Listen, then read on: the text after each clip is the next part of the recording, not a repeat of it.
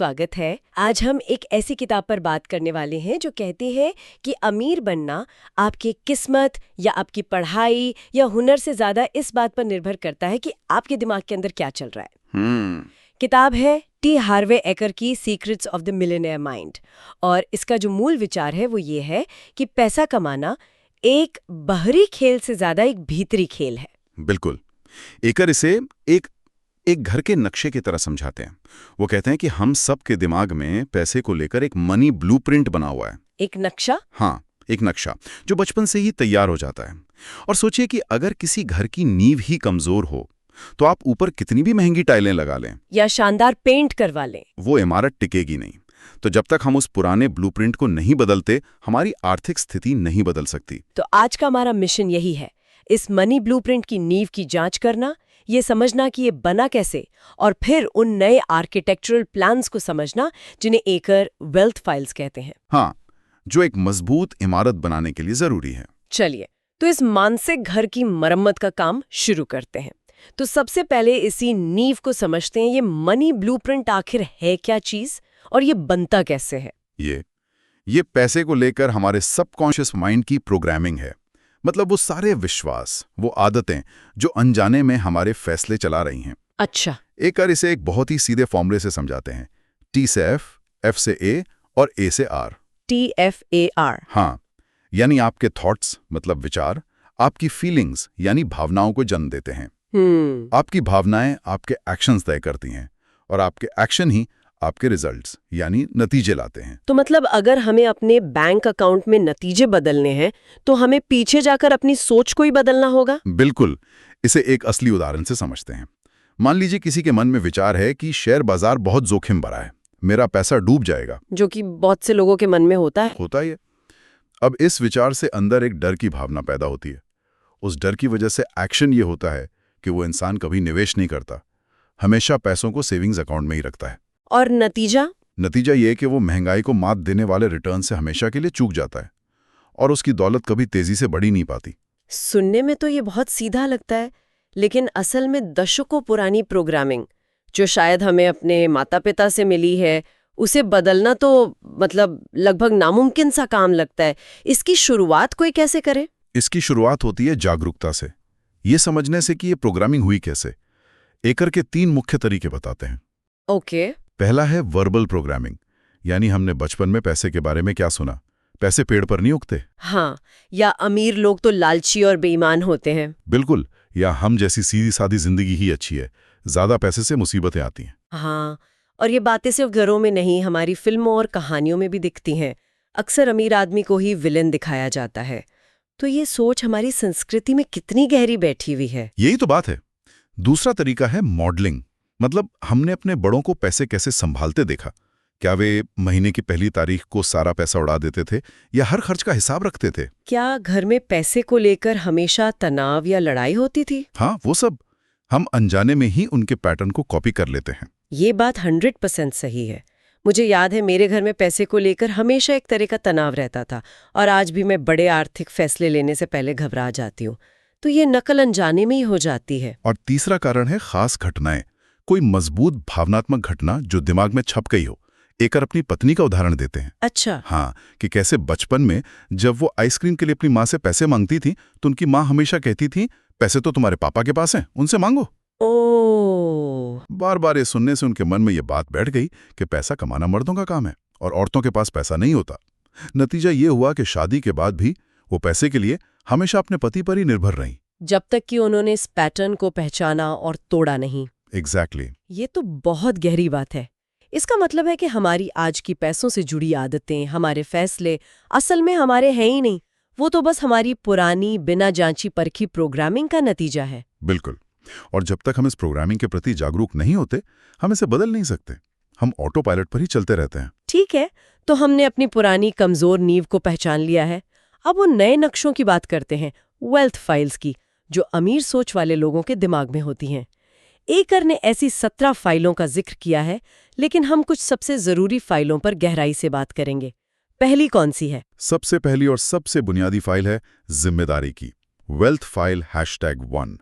अमीर लोग मानते हैं, मैं अपनी जिंदगी खुद बनाता हूं, वो अपनी आर्थिक सफलता और असफलता दोनों की पूरी जिम्मेदारी लेते हैं, जबकि गरीब और मिडिल क्लास सोच वाले लोग मानते हैं जिंदगी मेरे साथ होती है। वे हमेशा पीड़ित की भूमिका में रहते हैं। पीड़ित की भूमिका, इसका क्या मतलब है? मतलब वो हमेशा दोष देते हैं सरकार को, अर्थव्यवस्था को, अपने बॉस को, अपने परिवार को, किसी को भी बस खुद को छोड़कर। हाँ, वो शिकायत करते हैं महंगाई बहुत है, तनख्वाह कम है, और वो खुद को सही साबित करने की कोशिश करते हैं कि पैसा मेरे लिए उतना जरूरी नहीं है। एंकर साफ कहते हैं कोई भी अमीर पीड़ित नहीं होता। हाँ, जिस पल आप दोष देना, शिकायत करना और बहाने बनाना बंद कर देते हैं, उसी पल आप अपनी जिंदगी का कंट्रोल वापस अपने हाथ में ले लेते हैं। लेकिन क्या सच में सब कुछ हमारे हाथ में होता है? जैसे आर्थिक मंदी आ गई या नौकरी छूट गई, सेहत की कोई इमरजेंसी, इन चीजों का क्या? ये तो हमारे कंट्रोल में नहीं है ना। जब कोई मुश्किल आती है तो अमीर सोच वाला इंसान पूछता है, अब मैं क्या कर सकता हूँ? इस स्थिति को मैं अपने फायदे में कैसे बदल सकता हूँ? जबकि गरीब सोच वाला इंसान पूछता है, ये मेरे साथ ही क्यों हुआ? बिल्कुल, एक अपनी शक्ति का इस्तेमाल करता है, दूसरा अपनी शक्ति दूसरों के हाथ में दे देता है। ठीक है, तो पहला कदम है 100% जिम्मेदारी लेना। अब दूसरी फाइल पर आते हैं। दूसरी फाइल है खेलने का तरीका।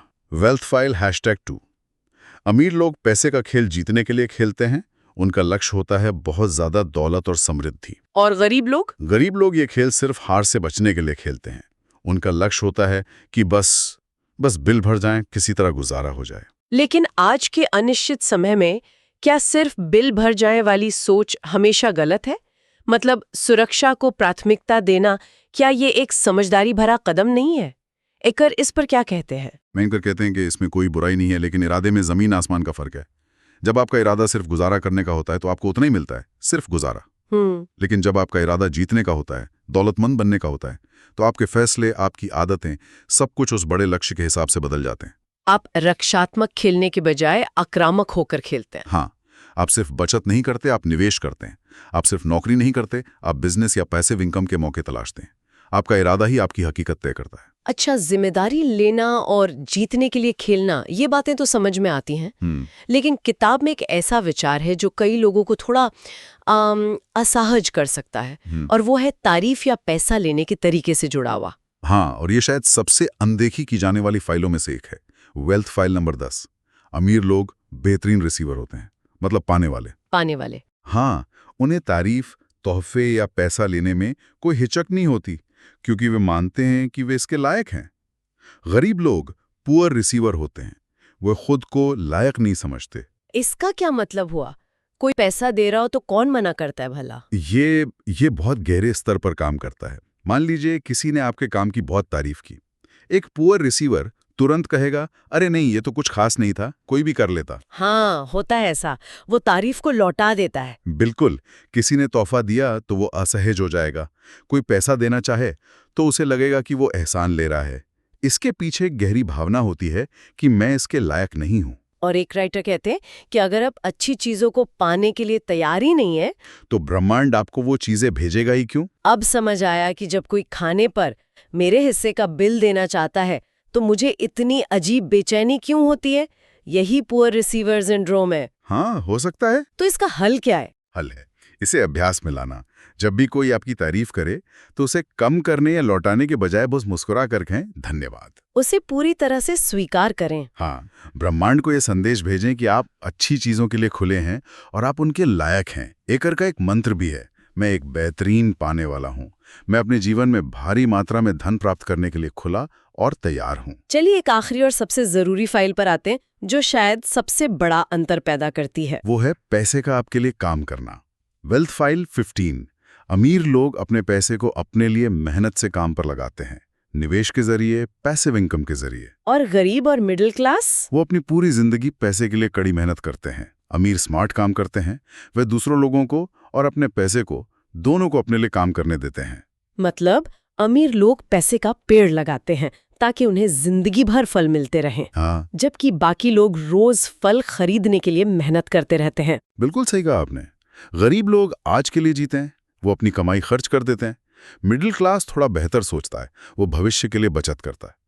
लेकिन अमीर लोग जानते हैं कि असली आज़ादी तब है जब आपका पैसा आपके लिए इतना पैसा बना रहा हो कि आपको काम करने की जरूरत ही ना पड़े।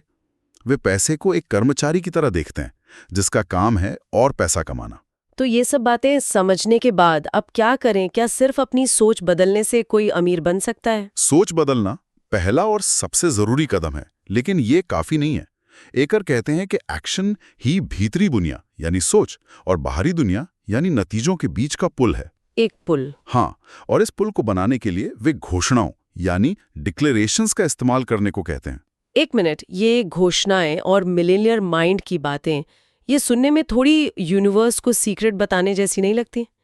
बहुत से लोग इसे सिर्फ ख्याली पुलाव मानकर खारिज कर देंगे। क्या इसके पीछे कोई ठोस मनोविज्ञान है या ये सिर्फ खुद को अच्छा महसूस कराने का एक तरीका है? ये सवाल बहुत जरूरी है।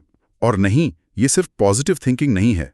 दिलचस्प बात यह है कि जहां द सीक्रेट जैसी किताबें सिर्फ सोचने पर जोर देती हैं, वहीं आकर का एक्शन वाला सिद्धांत इसे ज्यादा व्यवहारिक बना देता है। कैसे? घोषणा के पीछे एक मनोविज्ञान है। जब आप जोर से पूरे विश्वास के साथ कुछ कहते हैं, जैसे अपने दिल पर हाथ रखकर कहना, मैं अपनी आर्थिक सफलता का स्तर खुद तय करता हूं, तो आप 3 काम एक साथ कर रहे होते हैं। वो क्या है? पहला, आप एक स्पष्ट इरादा जाहिर कर रहे हैं। दूसरा, जब आप जोर से बोलते हैं तो उसकी ऊर्जा आपके शरीर की हर कोशिका में कंपन करती है। और तीसरा, जब आप अपने शरीर को छूते हैं, हाँ, जैसे दिल पर हाथ रखना या सिर को छूना, तो आप उस घोषणा को शारीरिक रूप से अपने साथ जोड़ रहे हैं। इसे काइनेटिक एंकरिंग कहते हैं। यह सीधे आपके अंदर बैठे उस हिस्से से बात करता है जो सारे फैसले लेता है और आपको एक्शन लेने के लिए तैयार करता है। बिल्कुल, ये सिर्फ सोचना नहीं है, ये खुद को एक्शन के लिए तैयार करना है। ये आपके पुराने नकारात्मक मनी ब्लूप्रिंट को मिटाकर उस पर नया शक्तिशाली ब्लूप्रिंट लिखने जैसा है। तो आज की इस गहरी पड़ताल का सार ये है कि हमारी आर्थिक जिंदगी का रिमोट कंट्रोल हमारे हाथ में है, बस हमें उसे इस्तेमाल करना सीखना होगा। और इसकी शुरुआत बैंक खाते से पहले हमारे दिमाग में होती है। ये हमारे मनी ब्लूप्रिंट को पहचानने, उसे चुनौती देने और उसे फिर से लिखने के बारे में है। और ये सिर्फ पैसे के बारे में नहीं है। रेकर का एक सिद्धांत है, आप कोई एक काम जैसे करते हैं वैसे ही आप हर काम करते हैं। How you do anything is how you do everything. हाँ, अगर आप पैसे को लेकर डर, शिकायत और बहाने बनाने की आदत छोड़ सकते हैं और उसकी जगह जिम्मेदारी, अवसर और सीखने की आदत डाल सकते हैं, तो यही आदतें आपकी सेहत, आपके रिश्तों और आपके जीवन के हर पहलू को बेहतर बना देंगी। आज के लिए एक आखिरी विचार छोड़कर जाते हैं। यह सोचने के बजाय कि पैसे के बारे में क्या कहानी विरासत में मिली है, क्यों ना आज यह तय किया जाए कि पैसे को लेकर अपनी कौन सी नई, शक्तिशाली और समृद्ध कहानी लिखनी है। और सिर्फ लिखना नहीं, उसे हर रोज, हर एक्शन से जीना है। कभी सोचा है कि अमीर लोगों और बाकी सब में सबसे बड़ा फर्क क्या होता है? पैसा? नहीं, फर्क यहां होता है दिमाग में। तो आज हम टी हार्वे एकर की जबरदस्त किताब secrets of the millionaire mind से दौलत के इसी दिमागी खेल को डिकोड करने वाले हैं। तो आखिर वो असली फर्क है क्या? ज्यादातर लोग सोचते हैं किस्मत होगी, अच्छी एजुकेशन या शायद कनेक्शंस। पर यह किताब कहती है नहीं, असली फर्क इन बाहरी चीजों में है ही नहीं, वो तो कुछ अंदर है। बिल्कुल, यह है एक इंसान का माइंडसेट, उसके सोचने का तरीका। ठीक है, तो चलिए इस किताब के सबसे अहम, सबसे कोर आइडिया में उतरते हैं। और वो कॉन्सेप्ट है पर्सनल मनी ब्लूप्रिंट। समझ लीजिए, ये वो नींव है, वो फाउंडेशन जिसके ऊपर किसी की भी फाइनेंशियल लाइफ की इमारत खड़ी होती है। तो ये ब्लूप्रिंट आखिर है क्या? ये पैसे को लेकर हमारे थॉट्स, फीलिंग्स और एक्शंस का एक सेट प्रोग्राम है। एक ऐसी प्रोग्रामिंग जो बचपन में ही हमारे सबकॉन्शियस माइंड में इंस्टॉल कर दी गई थी, हमारे पेरेंट्स से, सोसाइटी से और हमारे अपने अनुभवों से। और ये कंडीशनिंग आती कहां से है? 3 मेन सोर्सेस से। पहला, जो हमने पैसे के बारे में सुना। दूसरा, जो हमने अपने आसपास देखा। और तीसरा, जो हमने खुद एक्सपीरियंस किया। और कमाल की बात यह है कि हमें पता भी नहीं चला और इन्हीं चीजों ने हमारी पूरी फाइनेंशियल डेस्टिनी को शेप कर दिया। अच्छा, तो सवाल यह है कि आखिर ये ब्लूप्रिंट हमारे फाइनेंशियल रिजल्ट्स को कंट्रोल कैसे करता है? इसके पीछे एक बड़ा ही दिलचस्प फॉर्मूला काम करता है। चलिए देखते हैं। यह है वो प्रोसेस ऑफ मैनिफेस्टेशन। देखिए, सब शुरू होता है प्रोग्रामिंग से। हमारी प्रोग्रामिंग हमारे थॉट्स को जन्म देती है। ये थॉट्स हमारी फीलिंग्स क्रिएट करते हैं और फिर यही फीलिंग्स हमारे एक्शंस को ड्राइव करती हैं। और आखिर में इन्हीं एक्शन से हमें मिलते हैं हमारे रिजल्ट्स। एक बिल्कुल सिंपल चेन रिएक्शन। इसको समझने का एक और बेहतरीन तरीका है। सोचिए एक फाइनेंशियल थर्मोस्टेट के बारे में। मान लीजिए एक कमरे का थर्मोस्टेट 25 डिग्री पर सेट है। अब आप खिड़की खोलकर कमरे को थोड़ी देर के लिए ठंडा तो कर सकते हैं, पर आखिर में क्या होगा? थर्मोस्टेट किक इन करेगा और टेम्परेचर को वापस 25 डिग्री पर ले आएगा। हमारा ब्लूप्रिंट बिल्कुल इसी तरह काम करता है। तो अगर किसी को परमानेंटली अपनी फाइनेंशियल सक्सेस बदलनी है तो सिर्फ ज्यादा मेहनत करने से काम नहीं चलेगा। उस ब्लूप्रिंट को, उस थर्मोस्टेट की सेटिंग को ही रीसेट करना पड़ेगा। सवाल यह है, कैसे? ये प्रोग्रामिंग बदली कैसे जा सकती है? जवाब मिलेगा वेल्थ फाइल्स में। तो चलिए अब सॉल्यूशन की बात करते हैं। बेसिकली हमें अपने दिमाग में एक नया सॉफ्टवेयर इंस्टॉल करना होगा और ऑथर इसे कहते हैं वेल्थ फाइल्स। ये अमीर लोगों की तरह सोचने के 17 अलग-अलग तरीके हैं। अब यहां देखिए, ये टेबल अमीर और गरीब मानसिकता के बीच का फर्क साफ साफ दिखाती है। जहां आम मानसिकता कहती है लाइफ बस होती रहती है मेरे साथ, वहीं अमीर मानसिकता का मानना है नहीं, मैं अपनी लाइफ खुद बनाता हूं। और एक बहुत बड़ा फर्क ये है कि अमीर लोग सिर्फ अपनी वर्किंग इनकम पर फोकस नहीं करते, वो फोकस करते हैं अपनी नेटवर्थ बनाने पर। तो ये नेटवर्थ है क्या? ये है आपके एसेट्स, यानी आपके पास जो कुछ भी है, माइनस आपकी लायबिलिटीज, यानी आपका कर्ज। यही वेल्थ का असली माप है। और यहां सबसे जरूरी बात यह समझनी है कि सिर्फ इनकम कभी दौलत नहीं बना सकती। इनकम एक नदी जैसी है, आती है चली जाती है। वेल्थ एक झील जैसी है, जिसे एसेट्स जमा करके धीरे धीरे भरना पड़ता है। ये उदाहरण देखिए, सब कुछ एकदम साफ हो जाएगा। एक तरफ है पर्सन ए जो 5 लाख कमा रहा है पर सब लाइफस्टाइल पर खर्च कर देता है, उसकी नेटवर्थ लगभग 0।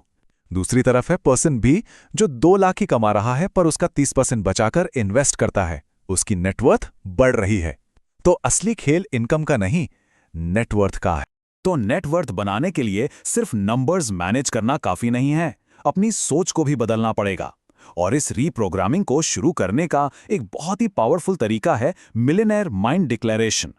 अब ये सिर्फ पॉजिटिव थिंकिंग या एफर्मेशंस नहीं हैं। देखिए, मैं अमीर हूं कहना एक एफर्मेशन है जो शायद अभी सच ना लगे, लेकिन मैं अपनी वित्तीय सफलता का सटीक स्तर खुद बनाता हूं, ये एक डिक्लेरेशन है। ये एक मजबूत इरादा है, एक कमिटमेंट है। चलिए एक साथ ट्राई करते हैं। अपना हाथ दिल पर रखें और जोर से बोलें, मेरी आंतरिक दुनिया मेरी बाहरी दुनिया बनाती है। ये बहुत पावरफुल डिक्लेरेशन है। ये एस्टैब्लिश करता है कि सब कुछ अंदर से शुरू होता है। एक और, पैसे को लेके जो मैंने मॉडल किया वो उनका तरीका था, मैं अपना तरीका चुनता हूं। ये डिक्लेरेशन उस पुरानी कंडीशनिंग को तोड़ने में मदद करती है जो हमने शायद बचपन से सीखी है। ये अपने लिए एक नया रास्ता चुनने का ऐलान है। और ये देखिए, मैं अपने वित्तीय सफलता का सटीक स्तर खुद बनाता हूं। ये डिक्लेरेशन विक्टिम मेंटालिटी से क्रिएटर मेंटालिटी की तरफ एक बहुत बड़ा शिफ्ट है। ये अपने फाइनेंशियल फ्यूचर की पूरी 100% जिम्मेदारी लेना है। तो सबसे बड़ा टेकअवे क्या है? ये कि अमीर बनना सिर्फ पैसे के बारे में नहीं है। ये शुरू होता है एक अमीर इंसान का चरित्र और दिमाग डेवलप करने से, उन वेल्थ फाइल्स को अपने अंदर इंस्टॉल करके। और अब आखिर में अपने सिर को छुएं और कहें, मेरे पास एक मिलियनेयर माइंड है। ये एक पावरफुल सोच है जो हमें इस विश्वास के साथ छोड़ जाती है कि हम सब में एक नई पोटेंशियल है। इस विश्वास के साथ कोई भी अपनी वित्तीय किस्मत खुद लिख सकता है।